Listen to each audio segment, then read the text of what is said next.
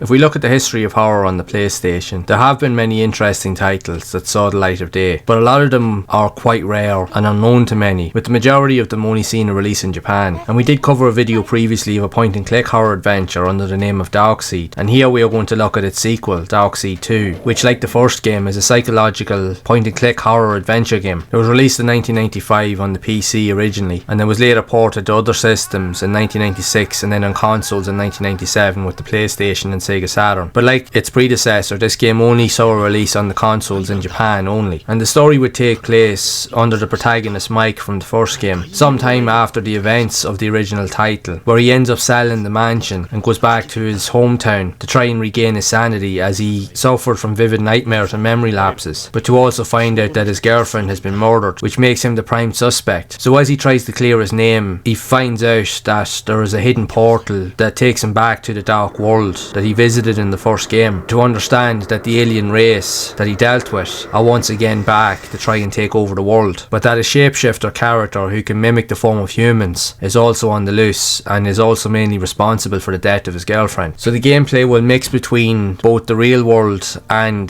the dark world, or alternate reality, and you'll have to interact with many different characters, both human and even alien type creatures, in order to deal with the many consequences and choices that will further influence the game. While there has been some slight improvements over that of the original title, especially with it being a point and click adventure with more visually improved graphics and even storytelling, the game still is met with some of the lingering issues that were evident in the first game, with many of the puzzles, as a lot of them require much trial and error in order to figure out, some of them not even having solutions at all, and you're kind of left stumped. And the fact that even with the main game, one of the major issues was that it was all time based, and if you messed up at any point, you would end up having to restart the game over from scratch, and a lot of those similar elements are here in this sequel, which also ends up being its downfall to a degree. While there is many improvements, it still lacks in some areas, but I think it's just a reflection of its time, because these games during this period that were being developed were notorious for implementing trial and error and random gameplay mechanics for progression, so you would have to play the game many times over in order to achieve everything. Like in some cases with a lot of those games, even some I've played over the years, a lot of them didn't really have save states as such, or you could save the game at different points. Some of them didn't really have it. You would go through the entire game, and if you made one bad choice, game over. It was almost like a permadeath kind of sequence, so that was a massive downfall for a lot of these games, and there was no way of coming back from it, which would have really annoyed a lot of players. And that was one of the major issues upon reviews of the first game, stating that to be the case. And a lot of the same elements are seen here, although like I said, there is subtle improvements, but still it's interesting. And the fact is that it's a point and click horror adventure. A lot of these games were visually very eerie and even grotesque in some cases. There's some very wild and vivid imagery here that are even more gruesome than what you would see in a modern horror game. They really go to the depths of depravity with regards to trying to visualize what they mean, and these games do project that.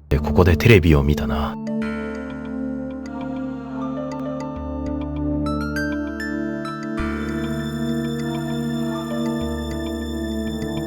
オートバイあの格好でタフガイのつもりになってる。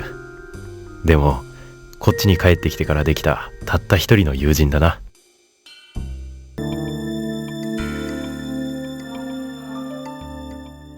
While it may not be for everybody, it will definitely appeal to hardcore horror fans, even point and click fans. But even with this game, and even like its predecessor, once you interact with elements within the game, there is voiceovers that let you know what you're doing. So at least it does give you some idea of the interaction or where it's going to go or how it's going to end up. But it will require a lot of trial and error in order to finish the game, if you have the patience to do that. But luckily enough, with modern days with emulation, we can create save states so that it will allow us to at least back up a little bit if we do make mistakes, so we don't have to completely play the entirety of the game again, which is a plus, in fairness it is. But it's an interesting title, it's an interesting series overall. It's a very dark, grim, gritty and atmospheric series. If anything, when you think of it, even though it's a slow paced horror game, it's definitely among the most atmospheric that you can find during this period, and for those reasons alone, if that's something you're into, these games would be worth checking out. With that being said, I would love to know your thoughts of Darkseid 2 for the PlayStation. Have you played it at all? Did you even know that this series of games existed? Did you even play the first game in the series? So be sure to share it down in the comments below. And if you would like to see more content around other types of games like this that were also released on the PlayStation, that are quite rare and unheard of for many, make sure to subscribe to the channel, leave a like on the video, and you can check out this playlist here on screen to see a lot more of those games in action. And as always, keep those gaming memories alive.